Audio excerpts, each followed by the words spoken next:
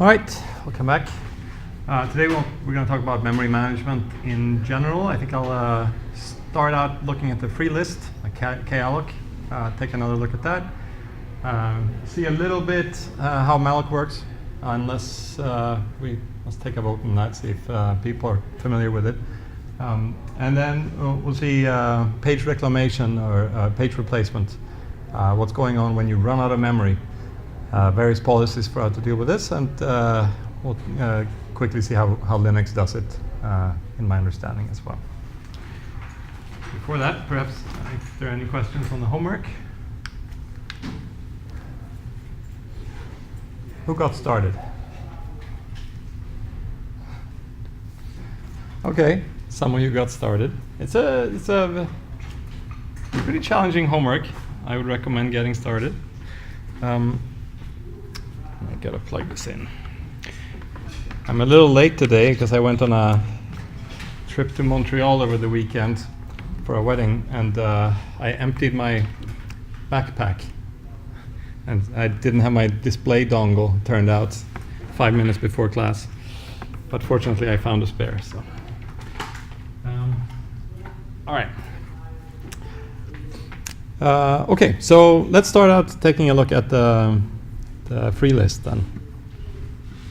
So the general idea, I think both with the kalloc in the kernel and with malloc, is we keep a linked list of free chunks of memory that we might want to use. And so perhaps we'll just dive straight into the code. I think I'll use the PDF this time. Let's see.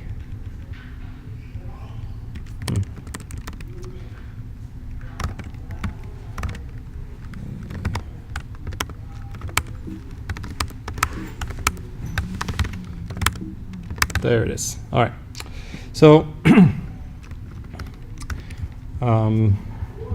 if we go to main,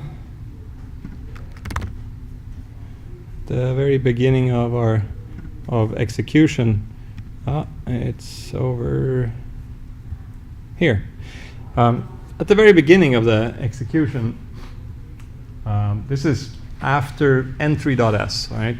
The boot sector first starts, well, BIOS starts first, then comes the boot sector, which loads the kernel into memory, jumps to entry.s. And then eventually entry has a call to main.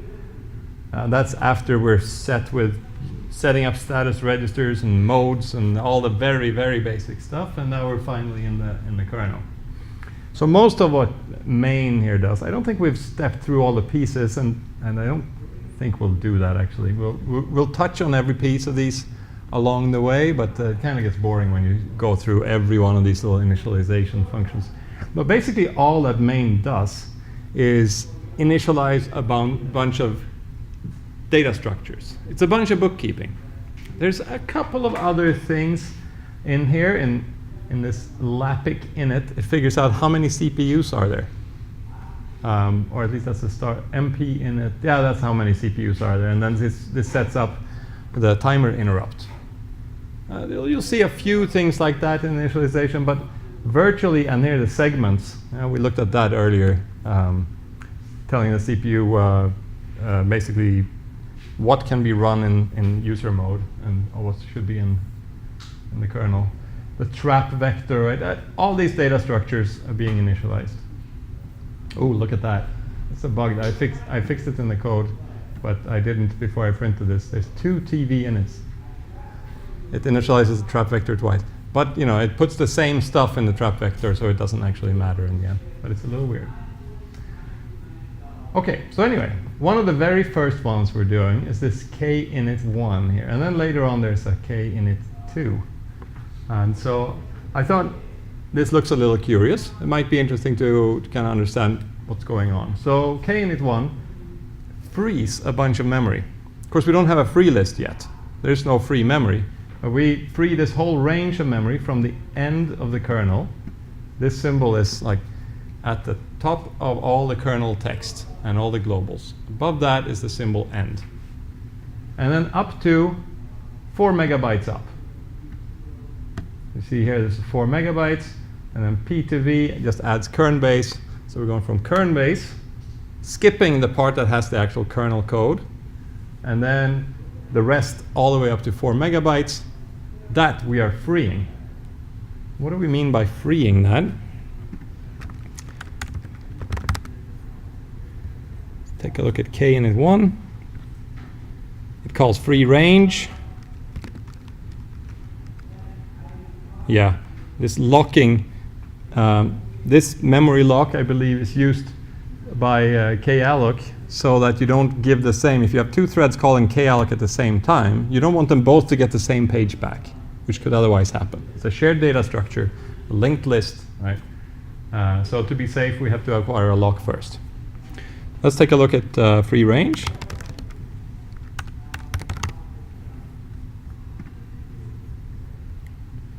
So it goes through each page size chunk, right? It adds page size every time, and k-frees that. And what does k-free do? It sets it all full of ones just to make it easier to debug, and then adds, let's see here.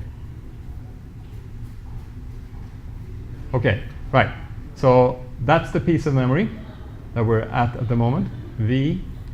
So we cast it to one of these run things. Does anyone know what this assignment does?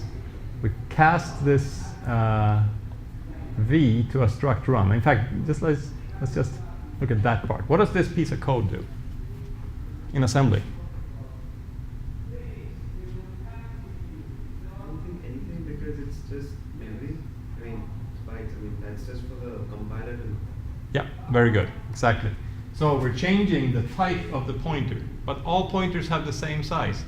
And in fact, the CPU doesn't even know what a type is, except for like 8 bytes of a register, 16 bytes of a register, right? It knows about these various lengths. Move B, it knows that's 8 bytes, but it doesn't know that it's a different kind of struct.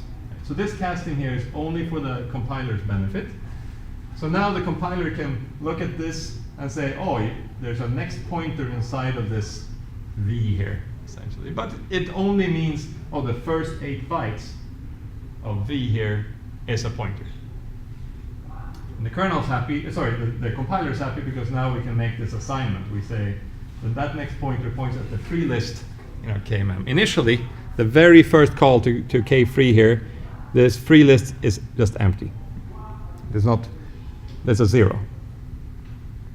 Okay, so first time we add this to the linked list, and then we say, oh, an R element here is at the top of the free list. Right? That's what we're doing over and over. So now we have almost 4 megabytes worth of pages. Okay, so that's all you're getting when you call kalloc. Right? All we're getting is the front of that free list. That's all there is to it. But why would we only call this for 4 megabytes? We have a lot more memory. In fact, I think x86 assumes that you have a certain amount of memory. It's actually hiding somewhere in here. It's called fystop, I think. That's just comments, but oh yeah, here it is. In fact, here it's allocating freeing from 4 megabytes all the way up to fystop. Let's just see what fystop is. Here, E and a bunch of zeros. Let's ask the programmer's calculator.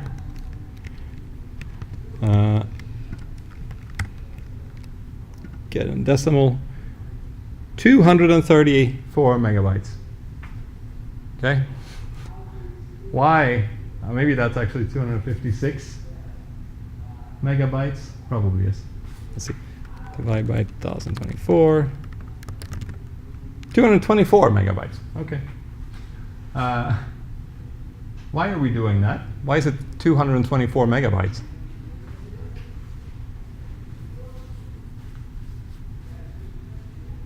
Like, shouldn't it see how much memory there is actually in the machine and use that? I mean, now if we have less than that in our machine, then we're going to get some weird crash probably. And if we have more memory than that, well, we will never have it in our free list, so we can't use it anyway. So what's the point? That's just how much the kernel and operating system need? No, this is all that is actually supported by XV6. And we could make it more by putting an F there instead of an E, right? And so the reason we can, the way we can see that it only supports that much is that free mem here. So the only thing that populates the free list is this, up to 4 megabytes, and this up to 224 megabytes. There is nothing else you can allocate. Why would we want to do it that way?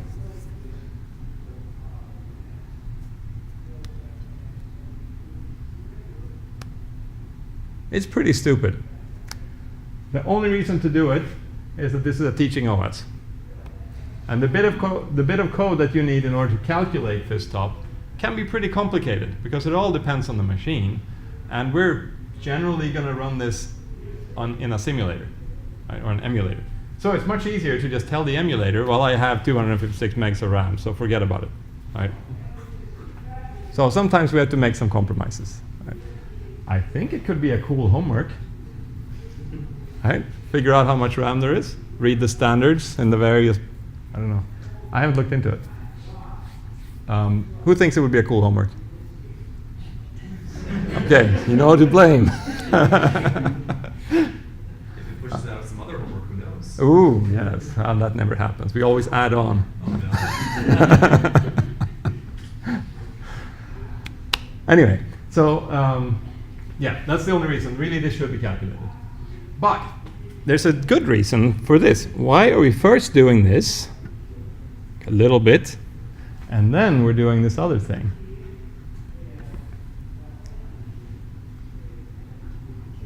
That has to do with the page tables. So when the machine first starts up, we need a simple page table. Right? Something that you can just express in a little bit of assembly. You don't need to have a memory allocator to make the page table. Right? This one, we can get up to 4 megabytes. I'll see how. I'll show you how. We can get up to 4 megabytes with a very simple page table.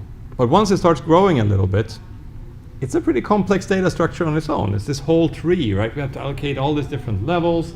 So how do you know which pages you can use? And so in the beginning, we just don't have a good page table, so we can't afford to do more than just a little bit.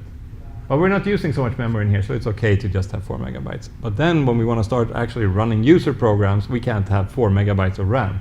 So by the time we get here, we have a page, we have a proper page table set up, and now we can easily allocate a complex, let's see, no. Over here, we have a allocator set up. That means we can allocate a complex page table, and once we have a complex page table, then we can easily manage the rest of memory. All right, let's see if we can find, yeah, let's start with a simple page table. I suspect it's down here.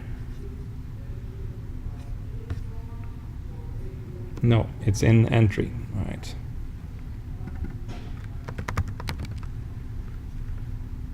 See.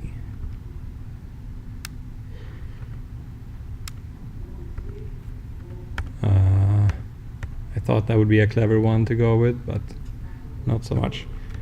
Oh, entry. Okay, well this is pretty good. Let's see if we have it here.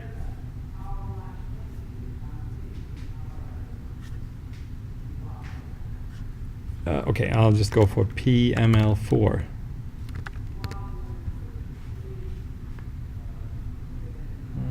That's the good one. Oh, drat. Where is it? PML34. Oh, that's not going to work. That's why. All right. No, that's not it either.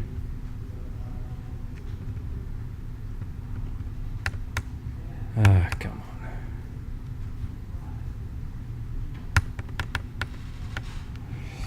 All right, we'll find it in entry.s. Here. because that's where we're setting it, somewhere here. Aha, here is the page table. All right. So it's just 2 pages worth, and we have them in fixed addresses. So from starting at address 1000, going 2000 hex up, right? So that's a total of 2 pages worth. We're just clearing it out. That's what rep stos-b does. This is a repeat instruction that does it this many times, starting at this address, stores this value. Anyway, so now we have a bunch of zeros in it. So, okay, so it needs to be simple, right? Because we have to write all this in assembly, because we don't have a stack yet, we don't have a way to allocate memory yet, so it needs to be very small. So the first page is at 1000. So the first, that's the PML4. That starts at address 1000. So at the bottom of this PML4, I should draw it. Ooh. What did I just quit? Oh, it was just a preview. Okay, that's okay. I'll draw it here.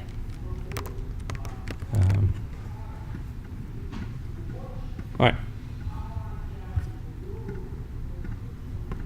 So it goes like this. 2 pages. PML4, anyone remember what that is?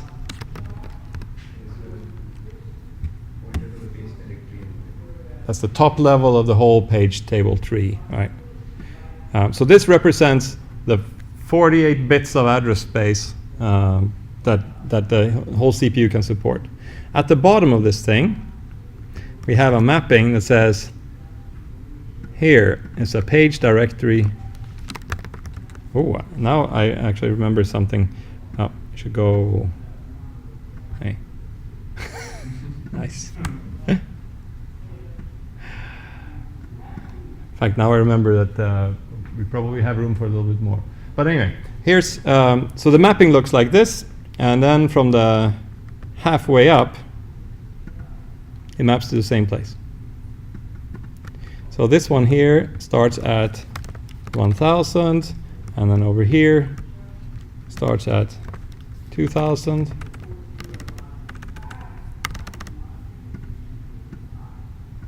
Right. Okay. So this is the kern base mapping, right? It says from kern base and up, well, a little bit up, whatever is represented by one of these is well, it's represented by this, and same thing over here. So we're mapping the same page directory pointer table twice into here. So it'll look, we have the same memory layout starting down here and one copy of it up here. This is convenient because when the kernel is first loaded in, we get everything put up down here, right, at address 0.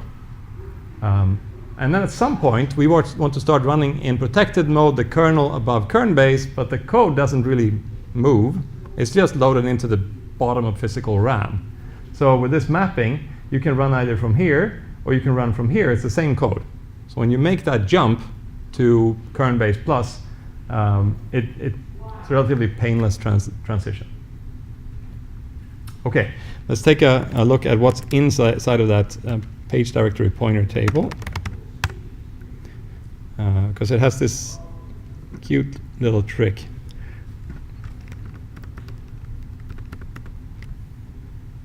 All right, so here, this is the only entry in the page directory pointer table. Right, so here you see the two, entry number 256 out of 512, that's kern base, right, halfway up the memory.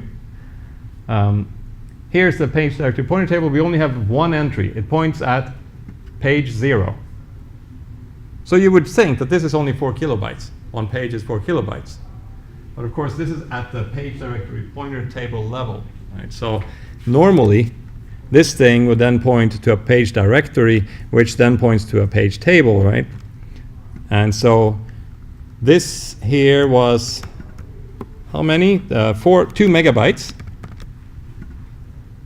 Right? One page table represents 2 megabytes.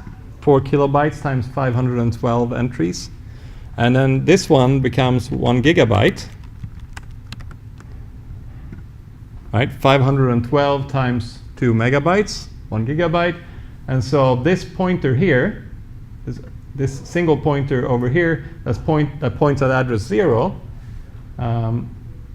it really ought to be pointing at one of these that represents 1 gigabyte. But we didn't allocate one of those. So there's some extra little trick going on here, and it's called a huge page.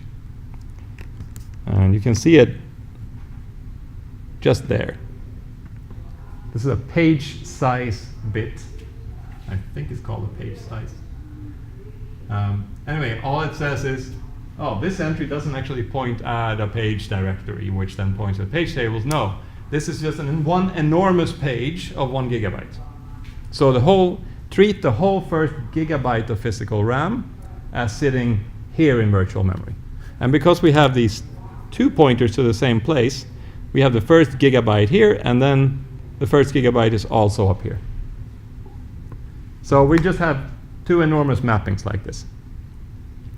In fact, when the x86 was written, it was 32-bit. You didn't have these enormous 1 gigabyte page table entries. And so it was necessary to have these 2 levels. Now that I think of it, we could have gone straight with allocating the entire thing in the KInit1 and freeing everything in one step because, well, everything's mapped in anyway. The page table's fine. Okay, so why don't we go with a page table like this normally? Why do we have all these 4 kilobyte little chunks, all this extra overhead and pain in the neck, right? Instead of just mapping it all in one entry. It's beautiful. Fragmentation. Fragmentation? There's no fragmentation. I mean, after you free stuff, there might be. Ooh. Try to allocate more stuff in there. Yeah, so what can we free, really? If I want to free a page, I end up freeing a gigabyte worth of memory. It's not so much fragmentation, and the problem is the granularity, right? I want to allocate some memory for a process. Well, do you want 0 or do you want a gigabyte? That's it. And same thing. I can't really free anything up if a process says, well, I don't need all this heap space anymore. You know, let me shrink it a little bit. Well, do you want to shrink it by a gigabyte? Otherwise, just keep it. So at this level, at least 1 gigabyte, that's really not gonna do it. There's, as far as I know, no OS deals with 1 gigabyte pages except for sort of initialization, because that's still considered a lot of memory. There is explicit support for huge pages at the next level. So pointers here with that bit set would represent 2 megabytes. So you would have 2 megabyte chunks instead. And that is somewhat popular in certain applications. You can get Linux to do that for you. But usually we deal with the 4 kilobyte chunks. So in x86, everything's 4 kilobyte chunks, except for this in the very beginning where we do map a gigabyte right away. Okay. Actually, this is good. I think I will update the code to do the whole free list in the beginning when I get back tonight. Okay, so there's your free list. So that is actually the only memory allocation mechanism available in the kernel. If you want some memory, you can get a page. That's all there is. And it's always this linked list sort of deal. Well, maybe, I think someone ran into one other memory allocation method. Let's look at the P table.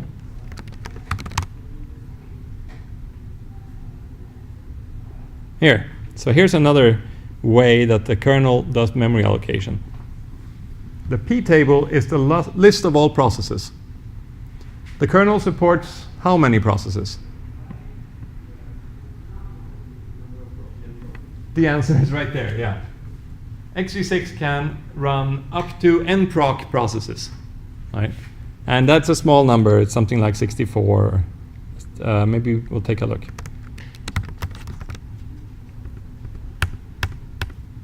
Yeah, look at that. All right. So, well, getting back to this, the process table, and you'll see there's a whole bunch of these kind of structs all over the kernel with a statically allocated array, probably a lock, And that's somehow being used. So this is sort of a static allocation method, I suppose, where the kernel has already allocated some memory for these structs, and then we have an integer that says how many, actually, we have some sort of status for each of these entries. It says, is it in use? For the struct proc, it says what's the status of this struct proc. It could be unused, it could be running, runnable, zombie, right? Waiting, sleeping. So anyway, if you want to allocate a struct, you don't say malloc and then cast it to a struct proc. Here, you loop through this proc table until you find one that's free. Does anyone know a different name for this kind of allocator? It's a common allocator to use. It's a slab allocator. It's used all over the Linux kernel. It's not explicitly done in x86. It's very popular for data structures where you have a fixed size entry. You implement a tree, let's say, or a linked list or something where all the elements are the same size. Then there's some benefits to just allocating a big array and then saying, okay, the fifth element in the array is free, let me take that. Because malloc is a little bit more intensive. Like it's more work to do malloc. So if you want it to be fast, sometimes you use a slab instead. Why are we using it like this in here, though? Why? This seems a little weird. What if you want to have proc plus 1 processes and proc plus 1? Can't do it. So it's built like this because it's a teaching OS to be simple. All right? There's no memory allocator available. There's no malloc in this kernel. So if you want a piece of memory that's struct proc long, what are you going to do? You can't very well allocate, take a whole page for it. That seems a little crazy. So this is one simple way of doing it. Another way to do it would be to implement a kernel malloc. Yeah, it's non-trivial. There's extra work in that too. So to keep the number of lines of the code to a minimum, took another shortcut. That said, we probably should have a brief look at how malloc works. Who knows how malloc works, like the implementation of malloc?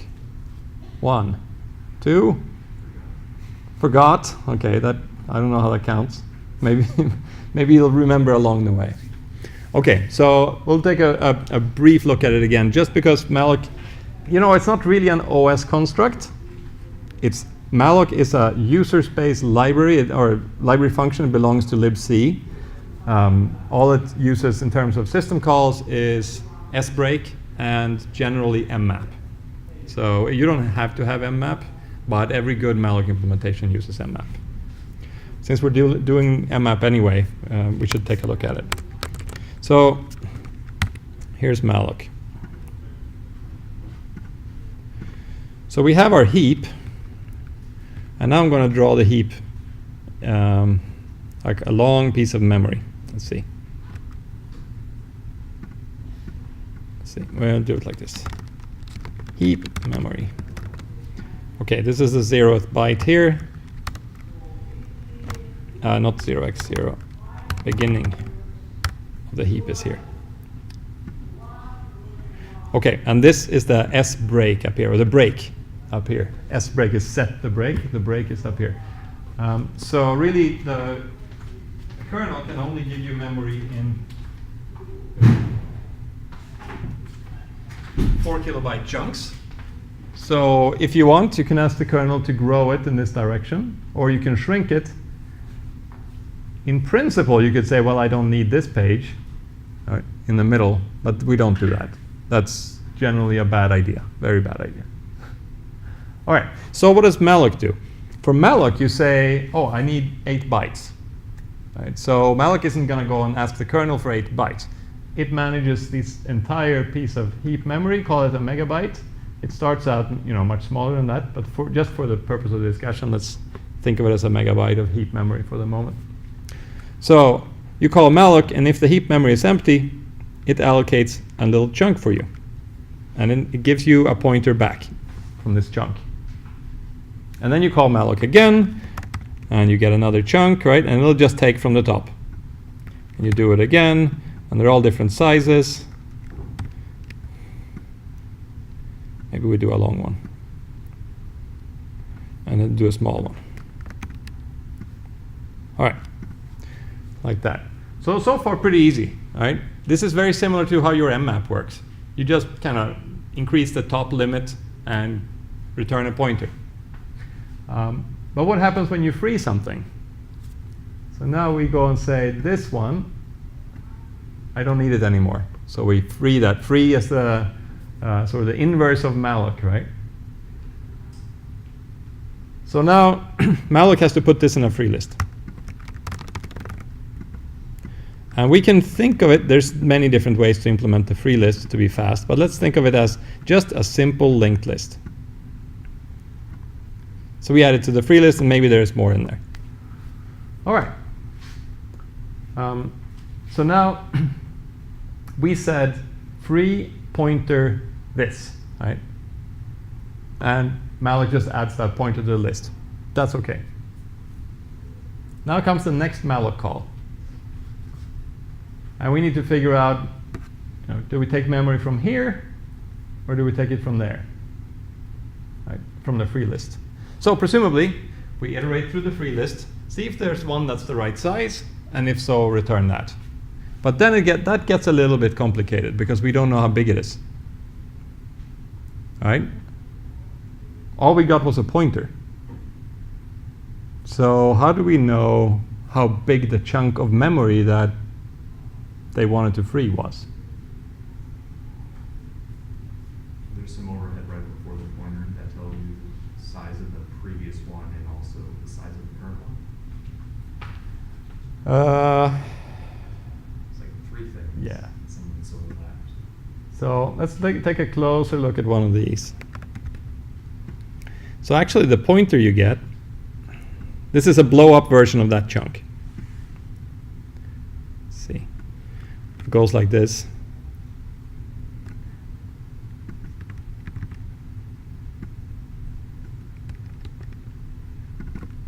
Size. And then we have another size at the end. And then there's a bit somewhere in there that says, is it taken or not? Like, is this a free or a unused, a free or an in-use chunk? So the pointer that you get is always to here. So you allocate some memory and you think, okay, that's the beginning of the memory that was allocated, but no, in fact, what you got was a little bit into it. So if you were to pull it up in GDB and print out the 8 bytes before, you'll see, I don't know if it's 8, probably not 8. The few bytes before, you'll see the size of your chunk in there. Each one of these are called a chunk in malloc terminology. And chunks can be in use or they can be free. So when we free this chunk, we see, oh, how big was it over here? For the purpose of adding it to the list, that's not important. But then when we scan it later on, this includes the size of the chunk. And how do you add it to the free list? Well, we have a minimum size. So these chunks are minimum 2. Let's see, is it 1 or 2 pointers? Let's call it 1 pointer for now. I think it's a single one-way linked list. Singly linked list. All right, so this part here is a minimum of 1 pointer, so it'll be 8 bytes in a 64-bit system. So now you have a size, which would have to be probably at least 32 bits, right? Because you want to be able to malloc a large chunk of memory. And then we have the size of the pointer, and then so maybe the total here is a minimum then of 16 bytes. That's a. So the other size is overlapping a not in use chunk. So it's not part of the actual chunk though. This one? No, you need the chunk in both, the size in both on both sides. Yeah. It overlaps in a weird way.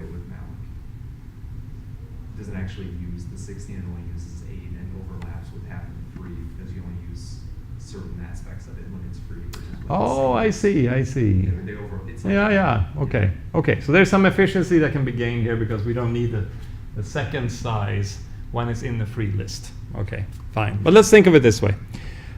So there's some minimum size that is a lot bigger than what you asked for. So if you malloc 1 byte, you anyway get back a 16-byte chunk or a 12-byte chunk or whatever it might be. Okay, so we're in pretty good shape. Now at least we have a free list. So inside of here, this becomes, when you add it to the list, this entry here just becomes the pointer, right, for the free list. So there's no extra cost to that.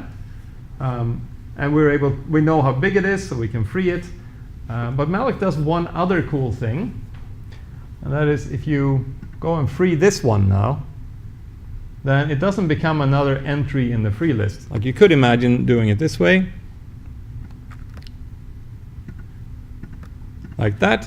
But now we have this weird fragmentation problem. If you want to allocate this much memory, we really ought to be able to get that out of the free list. But it appears as 2 separate little chunks, and so they don't fit. They won't fit. So that's no good. So the remaining piece is called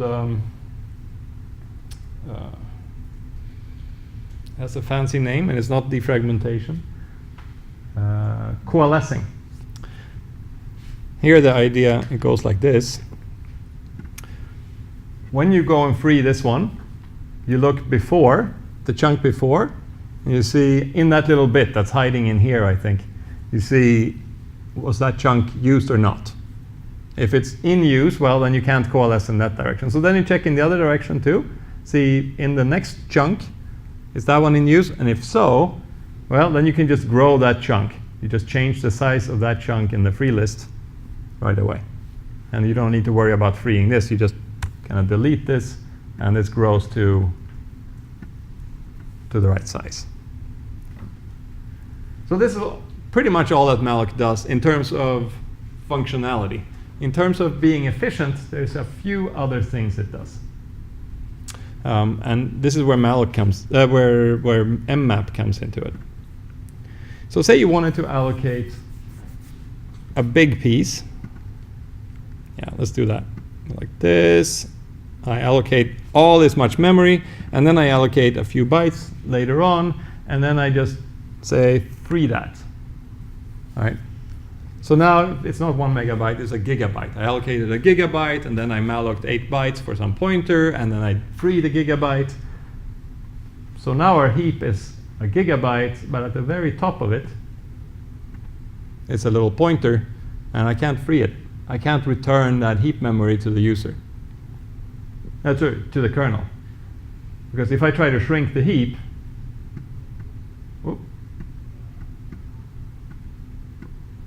then my variable, the bit I allocated from the heap, is no longer in the heap. This is going to get really weird. I'll have, before long, I will get a segmentation fault because the heap, this part of the memory is no longer mapped in, so I'm not allowed to access that. All right, so the solution to all this is to simply not allow large allocations in the heap. Because if you do, well, then you end up with these very sparse, empty heaps with small allocations at the end. So what we do instead, and now let's just have a smaller heap again.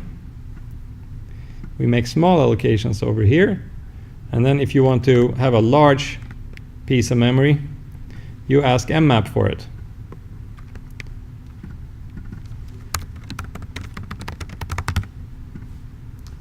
So if you mmap something, the granularity is always 4 kilobytes. Right? This is no good. So for a small allocation, that's no good. You want 8 bytes, you get 4 kilobytes, that's no good. If you want 1 gigabyte, or a little bit less than 1 gigabyte, you don't care if it's not exactly 4 kilobytes. So we're not worried about the 4 kilobyte granularity, like you got a little bit too much. Efficiency-wise, it's the same. So that's okay. There's some extra overhead for the kernel, right? Just like in our homework, we have to remember what mmaps were there. And there's a system call for making the mmap. There's some extra work here. But again, we're doing it for large allocations, so it's not a big deal, because we don't have many large allocations. So we can live with a little bit extra overhead. And what's really nice about this 1 gigabyte mmap region is that we can just, when we're done with it, we can free it. So if we have multiple mmap regions, maybe we make a somewhat smaller one over here.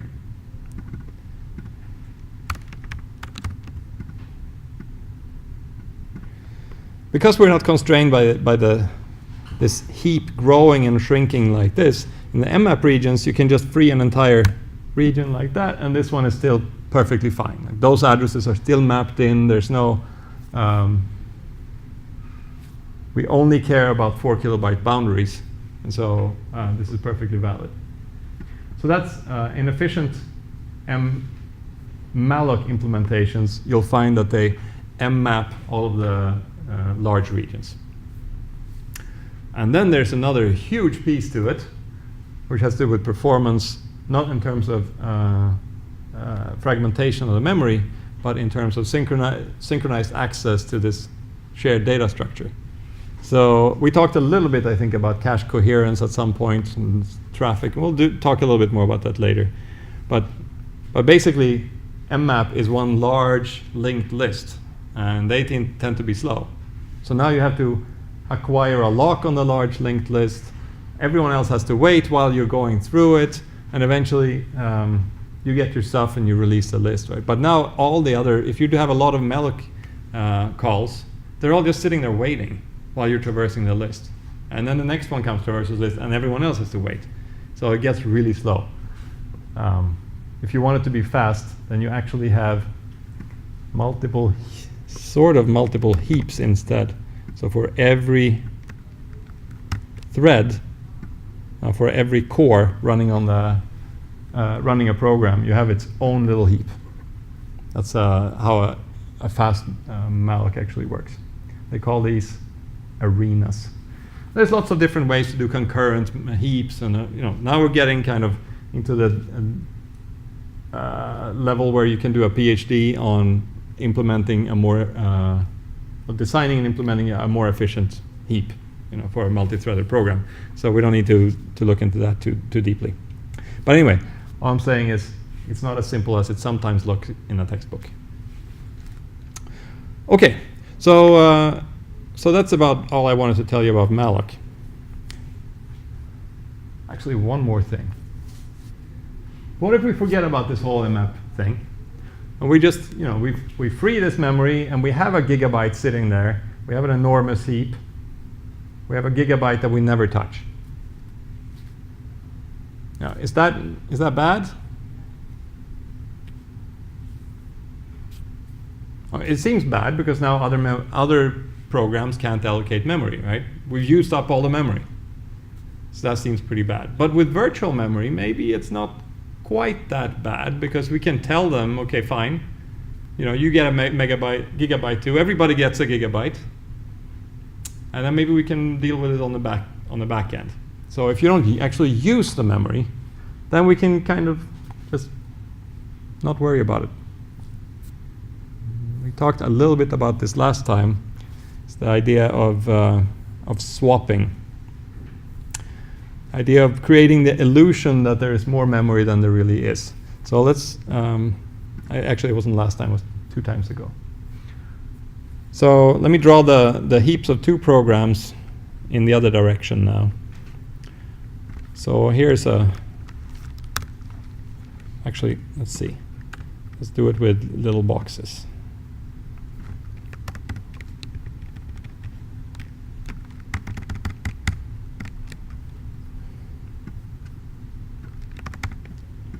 Okay, so we have 2 programs, and they each have this much memory that they've allocated with sbreak. And then we have physical RAM. We have that much physical RAM.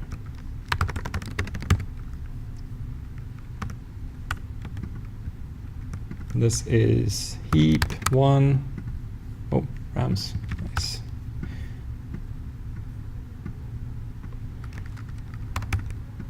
And heap 2. Okay, so much like the lazy mmap, we have a lazy sbreak. So we just say, the application says, I need a gigabyte, or I need this many. Let's go with the smaller numbers. I need 9 pages, 10 pages of RAM. And our lazy mmap says, lazy sbreak says, okay, you have 10 pages of RAM. But we don't actually map it in. We could map it in, but then we only have 5 to map. So if we do an eager sbreak, like in XV6, well, then we have to, we start mapping them in one at a time. This is just with the map pages. All right. All we say is put this physical page. Come on. Put this physical page in this virtual memory location for that process. That means that this process can't have it, but this process could maybe have a couple pages as well.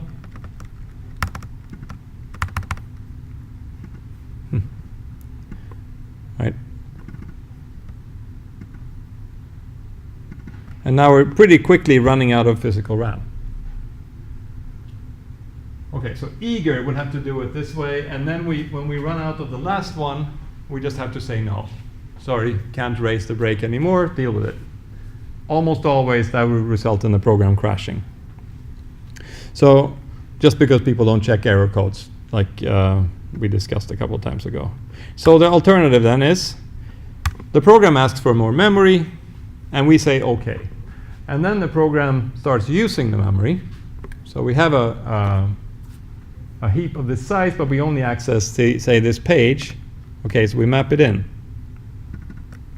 And then the other program comes and accesses this page, so we map something in there. And the first time when we map it in, it comes back, it's all zeros, right? Before we make the mapping, we clear this so it's all zeros, so it looks to the process as if it was always there, but there's nothing of any interest really in there. All right, we do a few more. Generally, you would never have 2 processes pointing to the same physical page.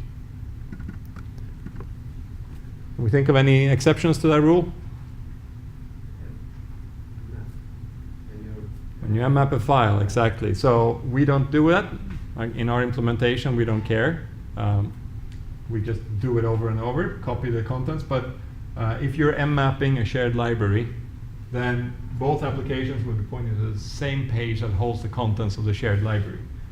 Or if you on purpose want to have some shared pages for communication between processes, well, then the entries would point at the same physical RAM. Right? But in most cases, you're pointing at different pieces of RAM. So with mmap, right? When I said you mmap something in malloc, there's a flag you pass in called anonymous, map anonymous. That means I'm not providing a file. This is just, I just want some memory. Right? Don't put anything in it. I just want some memory. And back comes a pointer to some memory. And you specify how much. Okay, so we do a couple more, and then we're done, because we are out of RAM. So far, it's pretty easy, and that's all we need to do in this homework as well. We're not actually expecting to run out of memory. But now we ran out of memory. So the question then is, each one of these boxes is one page, if that wasn't obvious. So now the question is, when the next write comes in, we get a page fault. The program tried to write to this page. What do we do? We have 2 choices. One is to kill the process immediately.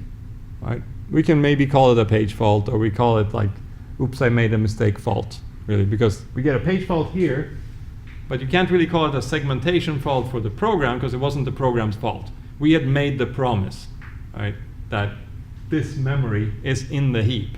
So if we can't provide it,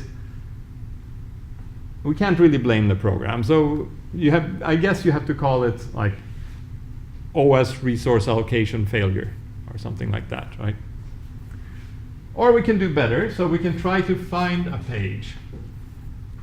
So maybe, this one is, let's see, I'm just marked this as, we haven't really been using this one much.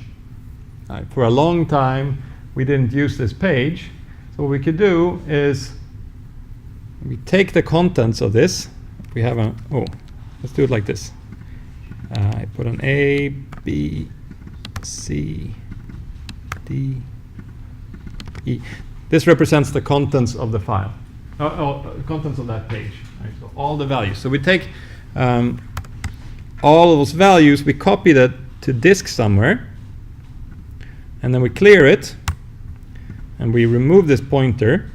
Can't really remove it. We have to kind of, well, for now I'll just put it over here.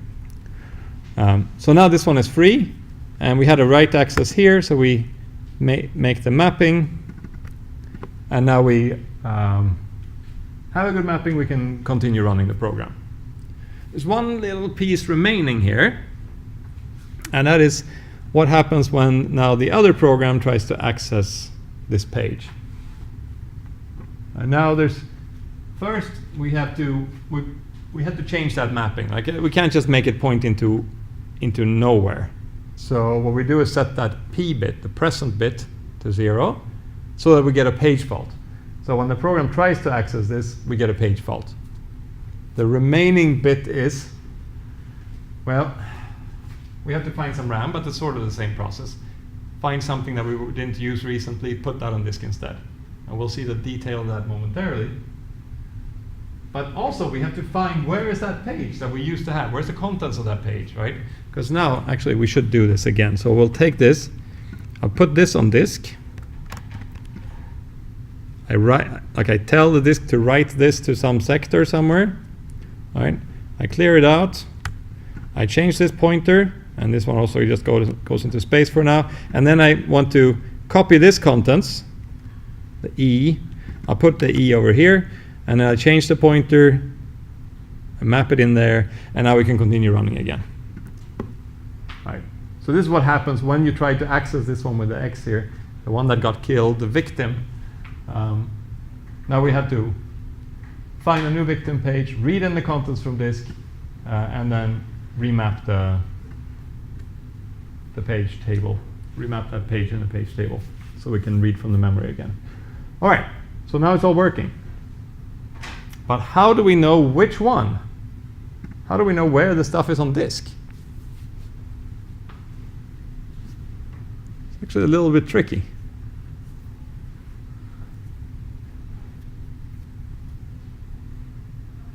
You could imagine having an enormous table in memory that says for every page I have, where is it on disk?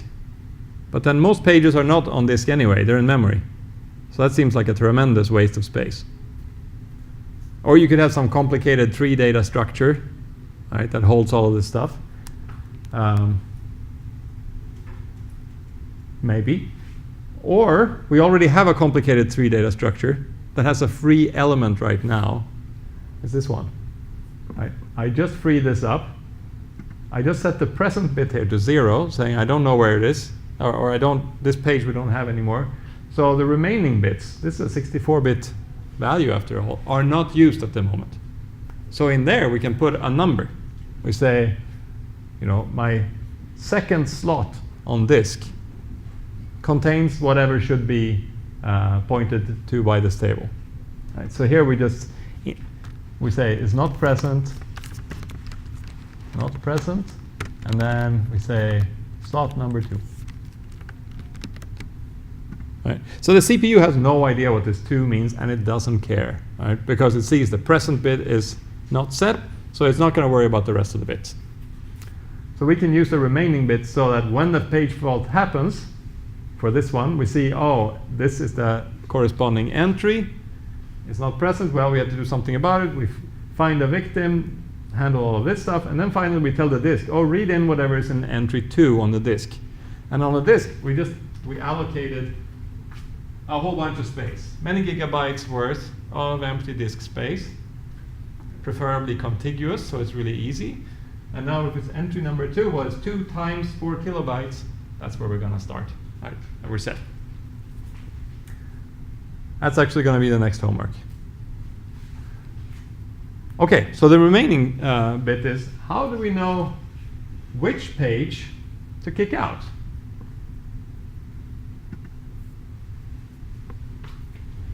It should be the one that we're going to,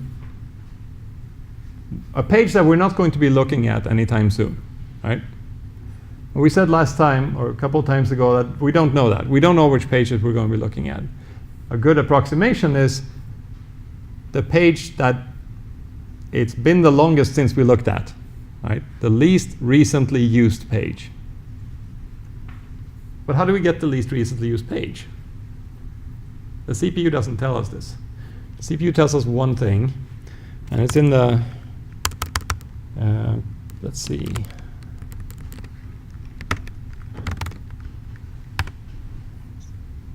Here it is. Let's see, is it a PTEA? Oh, call it the accessed maybe. Ah, perfect. Maybe there's even a flag, oh, here it is. Page fault. No, that's not it. We need a drawing. Okay, very good. Format of a page table entry. The present bit.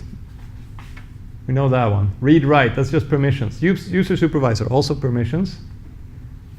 This is cache management, page write through and cache disable.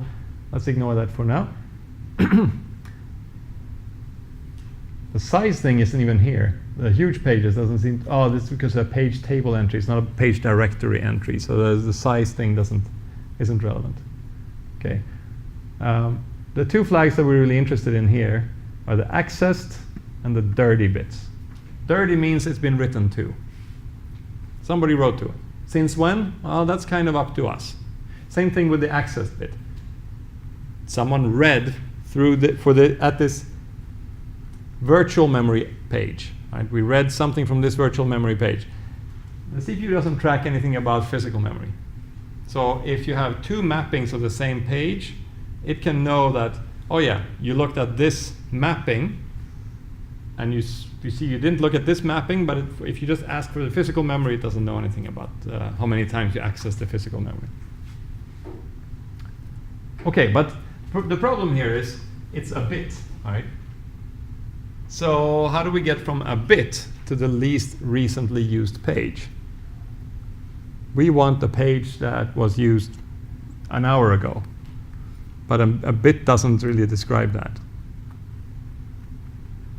The only thing we can do with the bit is we can set it to 0, or 1 if we want, but that really is useless.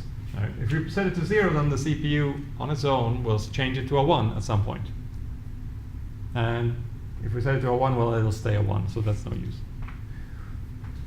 Okay, any ideas? Maybe have some kind of a queue where, like, you start all the pages and then the very last one is the one that you access, like the longest time ago. Okay, here's an interesting idea. So this is called page replacement. So we're saying, here's one proposal then. We have a queue of pages, and the least recently used page should be in the front, right? Okay, well that would be nice, but how do we get there? So the only input we have here, we don't know. As an OS, we do not get to see what the program is doing, right? Because we're not running at the same time as the program. It's doing whatever it wants. The only kind of hint of what happened that we get was that bit set, the accessed bit. But that's kind of expensive to compute because there could be very many of these pages. So we could loop through all the pages, of course, and see if that bit was set. It still doesn't really tell us which one was the least recently used. But it would be pretty good.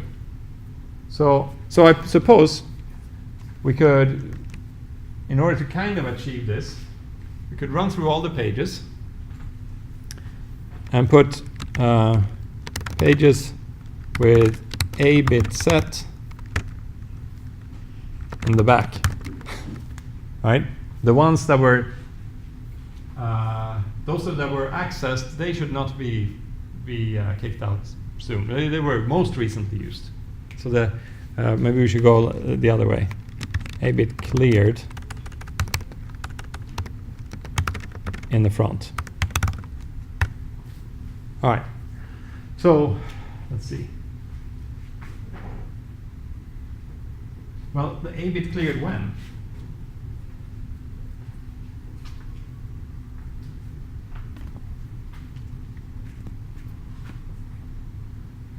So this gets hard, right? So you could kind of restart this queue many times, like whenever you want. You run through all the pages and then you kind of sort them by a bit, all right? It gives us a little bit of help, but it's pretty expensive. You're running through all these pages. We ought to be able to do better than that. Okay, here's another proposal. I think this is called, I don't know if it's called a clock algorithm, but it's pretty good. Pretty close. I'll put it with a question mark. So you start with the first page. Have a pointer to, call it current page. All right, so if you need, so we have a pointer that points to the current page. Maybe we call it the index.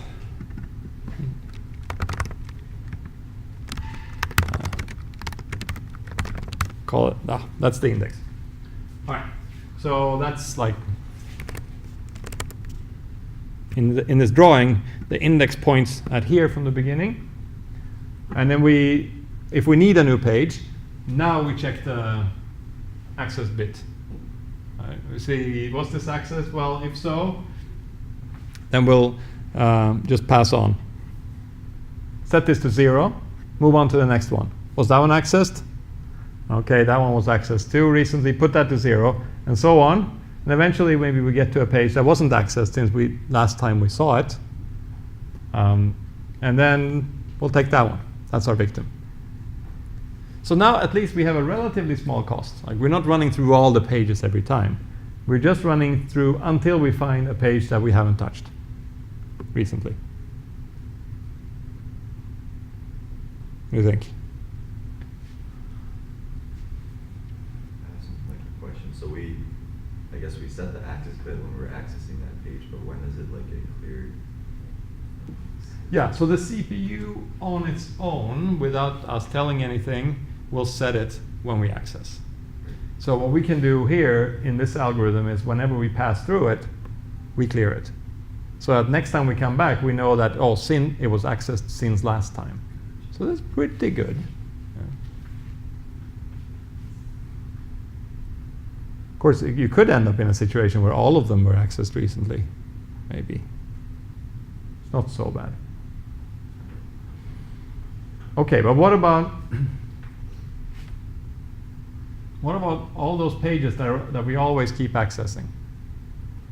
And now it seems like so this is actually, it's a pretty good method, but all these pages are pretty popular.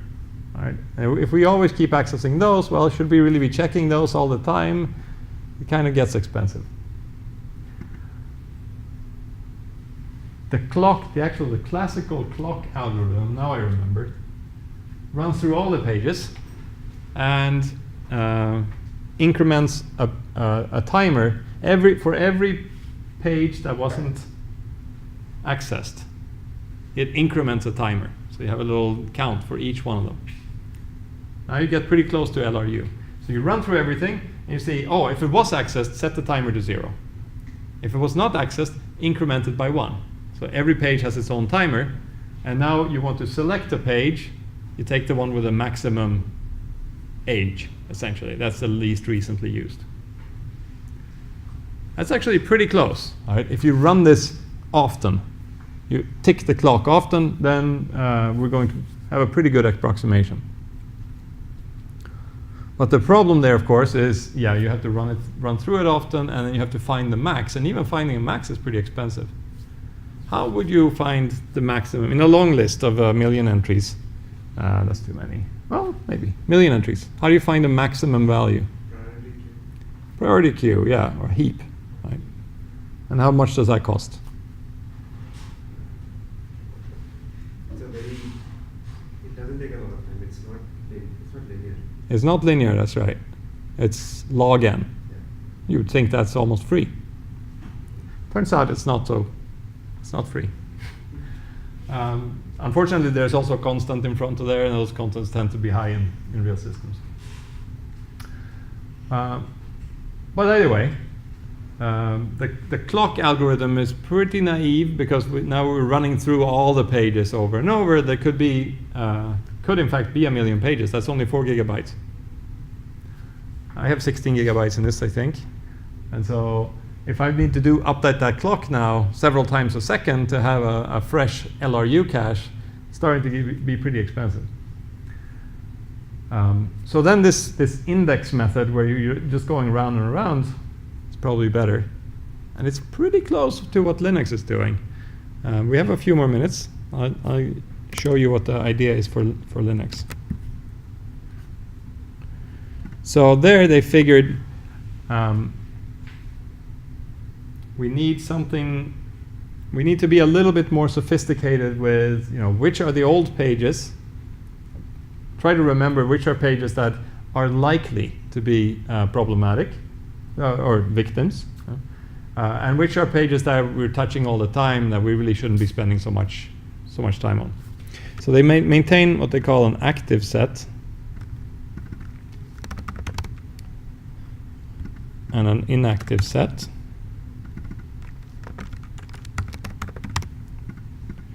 So these are both linked lists, or queues if you want. You fill them up the top. In fact, from the active, if the inactive set gets to be too small, I think it's supposed to be about 1/3 of the total number of pages in the system. That's the inactive. So there's a little refill method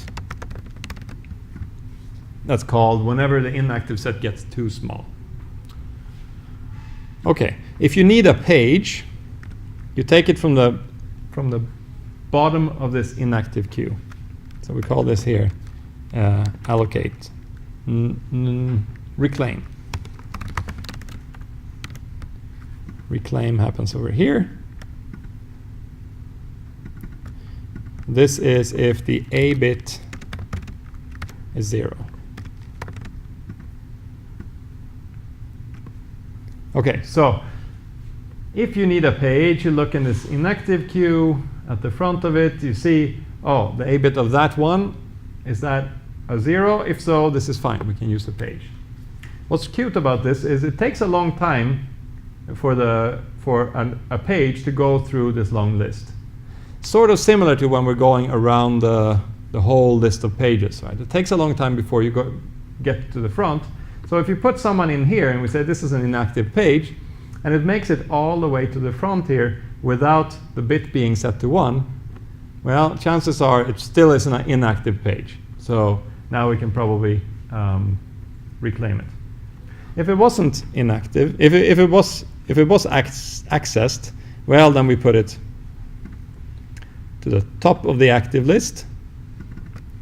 And now it's going to take a long time. And this one is 2/3, right? If this is 1/3, and this will be 2/3 of the total number of pages. It takes a long time to filter down here. Okay, so once the refill has to happen again, well, now we're checking the bit.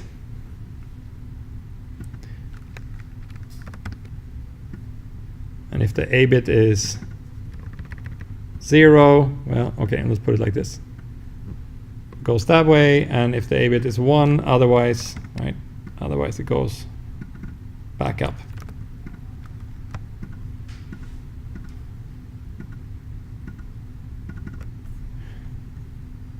Okay, so now an active page spends 2/3 of the time, spends twice as long in this active list. We check the bit and it goes back and spends twice as long again.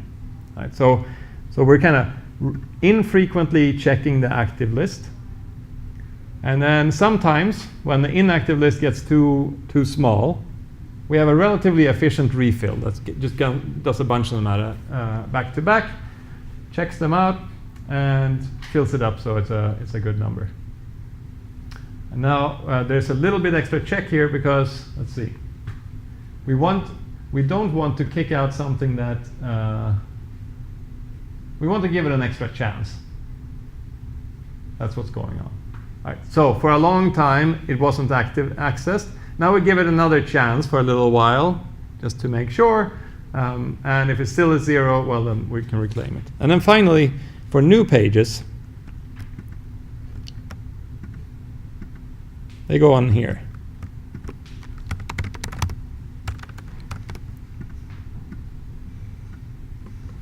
So if someone freed a page, is that it? Let's see. No. It's not it's like a new, what do we call it? Allocated page, right? So pages kind of go out here, we reclaim it, right? But they're always used for something. So right away they get put back in here, but they have a new use now, right? The page got a new use. So we add it to the inactive list. And here we have only a short time until maybe it'll get used again. Now, why would we want to put a recently allocated page to the inactive list and very quickly it could get kicked out again?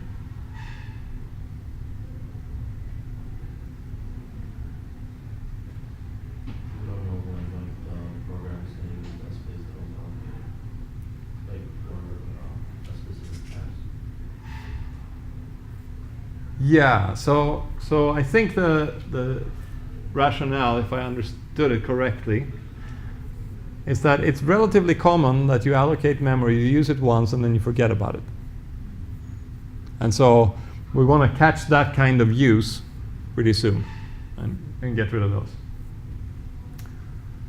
All right, so other than all of this, there's of course, like we mentioned last time, if you have M-mapped pages, if you have disk cache pages that isn't actually used at the moment, they go first. This stuff is only for the pages that we, like this is sort of our last recourse here. So if there's a disk cache, first of all, the disk cache, we have actual LRU statistics there because it's a function call to access a disk cache element. So there we know which ones we can get rid of. And then if you have some M-mapped pages from files, it's better to not have to write anything out to disk. So we take those first as victims.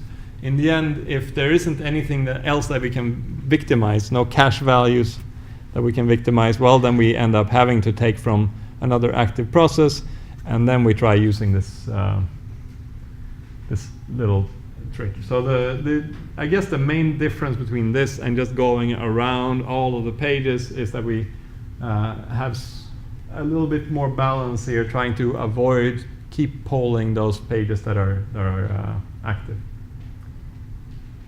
Kind of concentrate the inactive pages. Okay, I propose you get started on the homework sooner rather than later. It's due on Thursday. I have office hours tomorrow. I don't know what Neil and Jana has planned for the week. And yeah, let's try Piazza as well. And I'll see you on Thursday then.